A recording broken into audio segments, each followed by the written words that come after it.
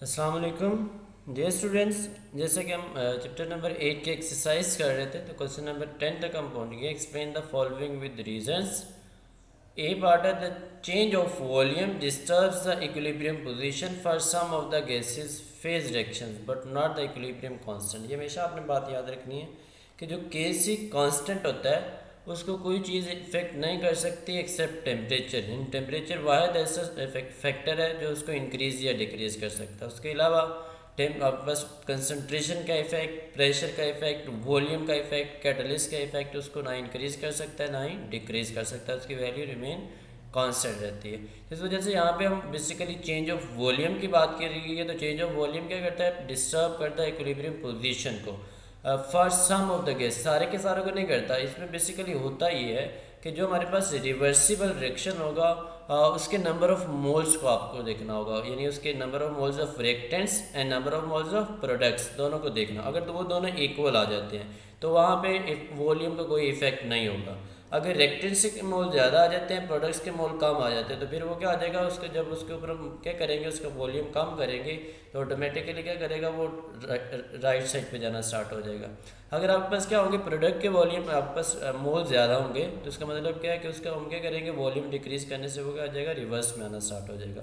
तो सिंपल है कि जिनके नंबर ऑफ मोल्स डिफरेंट होंगे वहाँ पे वॉल्यूम का इफेक्ट होगा, जिनके नंबर ऑफ मोल्स डिफरेंट नहीं होंगे उसके ऊपर वॉल्यूम का इफेक्ट नहीं होगा। बी पार्ट है the change of temperature disturbs both the equilibrium position and the equilibrium constant of reaction. In temperature जो होता है वो दोनों को डिस्टर्ब कर सकता है। ये वाहिद ऐसा फैक्टर है जो इक्विलिब्रियम पोजीशन के साथ साथ इक्विलिब्रियम कांस्टेंट को इफेक्ट करता है। इक्विलिब्रियम पोजीशन सबसे इफेक्ट होती है, कंसंट्रेशन से भी, वॉल्यूम से भी, प्रेशर से भी।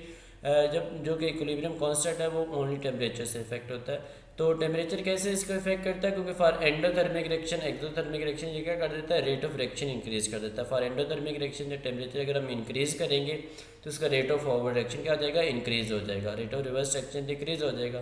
तो इस वजह से इसकी के सी की वैल्यू क्या आ जाती है, इंक्रीज हो जाती है। फॉर एक्सोथर्मिक रिएक्शन अगर हम टेम्परेचर उसका डिक्रीज करते हैं तो फिर के सी की वैल्यू इंक्रीज हो जाती है। तो इस वजह से इसका के सी क्या होता है, इंक्रीज या डिक्रीज कर रहा होता है। और जब के सी इंक्रीज या डिक्रीज करेगा, रिएक्टेंस प्रोडक्ट्स आप बस इम्बैलेंस होंगे तो इक्विलिब्रियम पोजीशन भी क्या होगी, इससे इम्बैलेंस हो जाएगी, यानी उसमें इसकी पोजीशन चेंज होगी। सी वन है the solubility of glucose in water is increase by increasing the temperature. ये सिंपल है कि इसकी जो सोलबिलिटी होती है वो आपके ये वो एंडोथर्मिक रिएक्शन है। तो इस वजह से जब हम क्या करेंगे, टेम्परेचर इंक्रीज करेंगे, सोलबिलिटी क्या होती जाएगी, इंक्रीज होती जाएगी। दो तीन तरह के रिएक्शन होते हैं, एक एंडोथर्मिक, एक्सोथर्मिक, आइसोथर्मिक। आइसोथर्मिक में ऊपर कोई इफेक्ट नहीं होता। एंडोथर्मिक में अगर हम टेम्परेचर इंक्रीज करते हैं तो उनका प्रोडक्ट फॉर्मेशन इंक्रीज कर जाती है। एक्सोथर्मिक में क्या होता है, अगर हम टेम्परेचर डिक्रीज करते हैं देन उसकी प्रोडक्ट फॉर्मेशन क्या होती है, इंक्रीज हो रही होती है। Question number 11 A part, what is an ionic product of water. यानी जो के डब्ल्यू होता है उसको आयनिक प्रोडक्ट ऑफ वाटर कहते हैं। और के डब्ल्यू किसके इक्वल होता है, concentration of H positive into concentration of hydroxyl ion.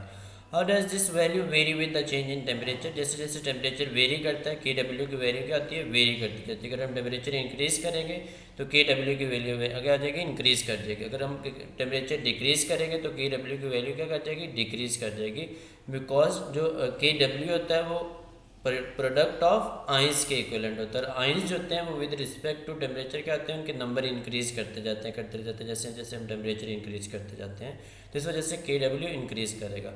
Is it true that it's value increases 75 times when the temperature of water is increase from 0 to 100 degree Celsius. ये table लिखा हुआ है ionic product of water में, तो वो table आप draw करेंगे। उसमें ये प्रूव होता है कि जैसे जैसे हम टेम्परेचर इंक्रीज करते हैं के डब्ल्यू की वैल्यू क्या होती जाती है, इंक्रीज करते जाती है। तो इस तरह उसका जो आपके पास टोटल अमाउंट होती है वो 75 टाइम इंक्रीज कर जाती है।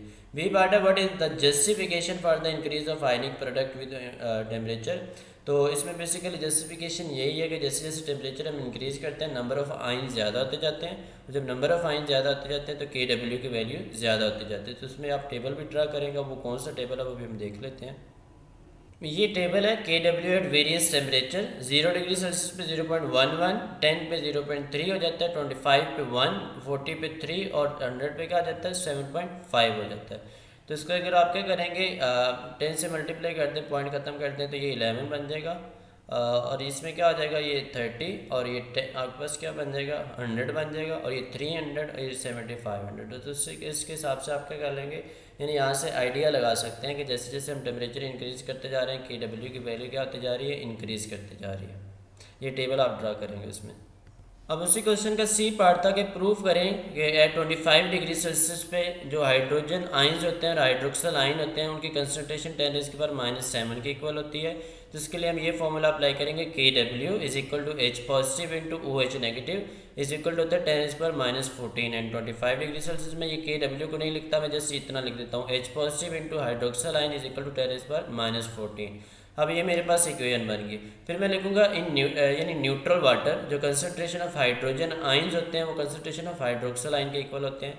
तो फिर मैं क्या करूँगा, कंसंट्रेशन ऑफ हाइड्रोजन आइन और हाइड्रोक्सल आइन की जगह पे क्या पुट कर दूंगा, हाइड्रोजन आइन, बिकॉज मैंने ये कहा है कि हाइड्रोजन और हाइड्रोक्सल आइन क्या होते हैं, इक्विवेलेंट होते हैं। तो जब दोनों जगह पे हाइड्रोजन हाइड्रोजन आइन हो जाएंगे तो क्या आ जाएगा, हाइड्रोजन का स्केयर आ जाएगा। फिर स्केयर खत्म करने के लिए अंडर रूट लेंगे तो क्या आ जाएगा, 10⁻⁻14 आ जाएगा। सॉरी 10⁻⁻14 की बजाय 10⁻⁷ आ जाएगा। ये आप देख सकते हैं कि यहाँ पे दोनों की कंसंट्रेशन इक्वल है। फिर उसी इक्वेशन के अंदर हमने हाइड्रोक्सिल की जहाँ पे H पॉजिटिव पुट कर दिया, H स्केयर आ गया 10⁻⁻14 आ गया। इस तरह इसकी कंसंट्रेशन 10 क्या आ गई, -7। सेम आप क्या करेंगे, फिर पुट कर देंगे हाइड्रोक्सिल की जहाँ पे, यानी आप क्या कर देंगे, यानी H पॉजिटिव की जहाँ पे हाइड्रोक्सिल आइन पुट कर दें, दोनों जहाँ पे हाइड्रोक्सिल हाइड्रोक्सिल आ जाएगा, हाइड्रोक्सिल का स्केयर, फिर उसको अंडर रूट करेंगे तो क्या आ जाएगा 10⁻⁷। ये था question, how would you prove that and 25 degree Celsius 1 decimetre cube of water contain 10⁻⁷ moles of H3 positive या H पॉजिटिव आप कहेंगे and 10⁻⁷ moles of OH negative. ये हमने प्रूव कर दिया था उसको सॉल्व करके। क्वेश्चन नंबर 12 देखिए, define pH and POH, how are they related with pKw। यानी pH जो होता है minus log of hydrogen ion की कंसंट्रेशन और ये POH जो होता है ये negative log of concentration of hydroxyl ion, और जो कि pKw होता है ये क्या होता है, माइनस लॉग ऑफ KW। अब ये जो हमारे पास KW था वो इज इक्वल टू किसका था, concentration of hydrogen ion and concentration of hydroxyl ion. जब ये आप इन तीनों का नेगेटिव लॉग ले लेंगे तो उनके साथ PP आ जाएगा। तो इस वजह से हम इनका जो रिलेशन आपस में होगा वो डायरेक्टली रिलेशन होगा। जैसे pH इंक्रीज होगी PKW की वैल्यू क्या आती जाएगी, इंक्रीज। pH इंक्रीज होगी तो PKW की वैल्यू क्या आती जाएगी, इंक्रीज आती जाएगी। उसके बाद है B part, what happens to the acidic and basic properties of aqueous solution when pH varies from 0 to 14। तो इसके हमने तीन इसको ग्रुप्स में डिवाइड कर दिया था। जब 0 से 7 तक pH होती है तो एसिडिक होता है, 7 pH पे आपके पास न्यूट्रल होता है, और फिर 7 से अबव 14 तक क्या होता है, बेसिक होता है। अब सी पार्ट है, is it true that the sum of pKa and pKb is always equal to 14 at all temperature for any acid, is it, if not why.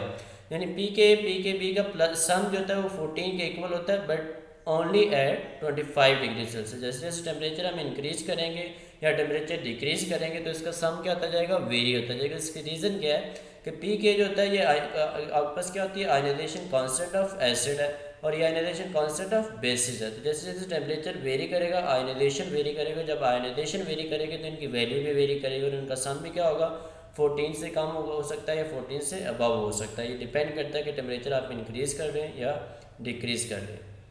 Question number 13, what is lorry ब्रांस्टेड idea of acid and bases. ये हमने discuss किया हुआ है कि ऐसे substances जो क्या करती हैं, प्रोटॉन डोनेट करने की कैपेबिलिटी रखती है, उसको एसिड्स का नाम देते हैं, जो प्रोटॉन एक्सेप्ट करते हैं उसको बेसिस का नाम देते हैं, कॉन्जुगेट एसिड एंड बेसिस। यानी ऐसे एसिड जो प्रोटॉन डोनेट कर देते हैं, डोनेट करने के बाद उसको हम क्या कहते हैं, कॉन्जुगेट बेस का नाम देते हैं, और जो बेसिस होती है आफ्टर एक्सेप्टिंग प्रोटॉन उसको हम क्या कहते हैं, कॉन्जुगेट एसिड का नाम देते हैं। तो इसकी जो पावर होती है, अगर एसिड स्ट्रॉन्ग है तो कॉन्जुगेट बेस क्या होगी, वीक होगी। अगर बेस स्ट्रॉन्ग है तो कॉन्जुगेट एसिड क्या होगा, यानी स्ट्रॉन्ग होगा। तो इस यानी एक चीज़ स्ट्रॉन्ग होगी और एक क्या होगी, वीक होगी। अब वो कह रहा है acetic acid dissolve in water and give proton to water, but when dissolve in H2SO4 it accepts proton. Discuss the role of acetic acid in both acid. यानी जब वाटर के अंदर डिजॉल्व करते हैं तो वाटर वीक एसिड होता है, तो इसके मुकाबले में एसिटिक एसिड स्ट्रॉन्ग है, तो ये क्या करेगा, प्रोटॉन डोनेट करेगा, और वाटर क्या करेगा, प्रोटॉन को एक्सेप्ट करेगा। बट जब H2SO4 के अंदर इसको डिजॉल्व करेंगे तो H2SO4 एसिटिक एसिड से भी ज़्यादा स्ट्रॉन्ग एसिड होता है, तो इस वजह से ये क्या करेगा, H2SO4 प्रोटॉन डोनेट करेगा और एसिटिक एसिड फिर क्या करेगा, प्रोटॉन को एक्सेप्ट करेगा। तो ये आज हम यहाँ तक ही करेंगे, तो इसको आपने अच्छी तरह अंडरस्टैंड कर लेना, ये सारे क्वेश्चंस आपने देख लेने हैं और आपको इसके कॉन्सेप्ट्स क्लियर होने चाहिए। और स्पेसिफिकली वो जो यानी टेम्परेचर वाला है KW के ऊपर जो इफेक्ट है वो बोर्ड के अंदर भी आता है, इम्पोर्टेंट क्वेश्चन है। होप सो आपको समझ आ गया होगा। ओके।